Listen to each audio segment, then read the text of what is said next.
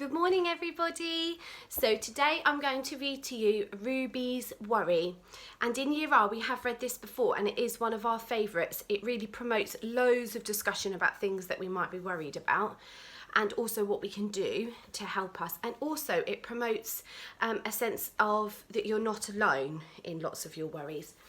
I just wanted to say how happy I am that I've had such lovely comments and feedback. So your teachers have been telling me, children, that you've been really enjoying Mental Health Week and you've been doing lots of different activities. So, but one of them is making your worry dolls. And I've been told that you've really enjoyed that and that's really made you talk to your grown-up about things that you might be worried about. So I'm really happy about that because that's exactly what I want you to do. I want you to talk about anything that's on your mind, whether that's a little feeling or a big feeling. Okay, so I'm really happy about that.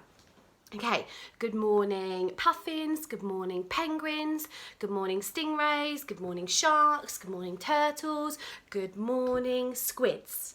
Lovely squids. Right, let's start our story. Ruby's Worry. Here we go. Ruby loved being Ruby. She loved to swing up high and she loved to explore wild, faraway places. Sometimes she even went all the way to the very bottom of the garden. Ruby was perfectly happy until one day.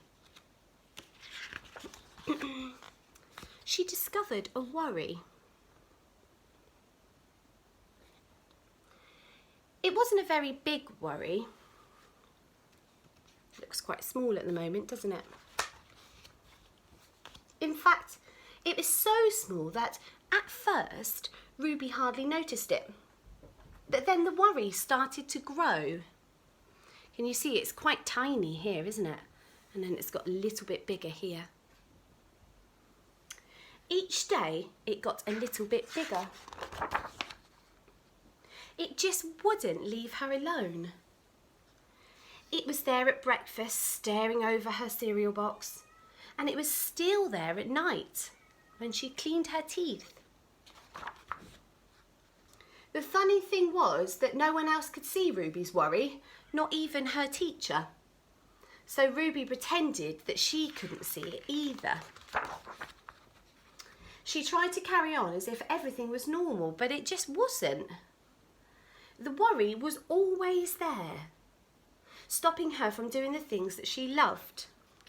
If we think back to our Drew stories as well, can you see Ruby's body and face is telling us that something's wrong. Now when something was wrong with Drew, his shoulders were hanging down, his head was hanging down. We can clearly see that from Ruby's, the way Ruby's standing, you see she's got her hands behind her back, her head is down, she's frowning a little bit. She looks worried, doesn't she? So you can see when people might feel a bit worried. Ruby wondered if the worry would ever go away. What if it didn't? What if it stayed with her forever? Ruby didn't realise, but she was doing the worst thing you could ever do with a worry. She was worrying about it. Now the worry was enormous. It could barely fit in the kitchen at tea time. It filled up half of the school bus. And it took up whole rows at the cinema. The worry became the only thing that that Ruby could think about, and it seemed like it would never go away and she would never be happy again. Then one day, something unexpected happened. Ruby noticed a boy sitting alone at the park. He looked how she felt. Sad. What's the boy got with him? And then she noticed something else, something hovering next to him. Could it be a worry? It was. Ruby realised that she wasn't the only person with a worry at all. Other people had them too. She asked the boy what was on his mind, and as he told her, the strangest thing happened. His worry began to shrink.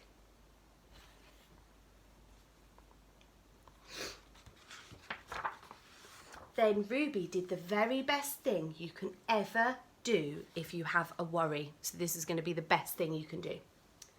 She talked about it.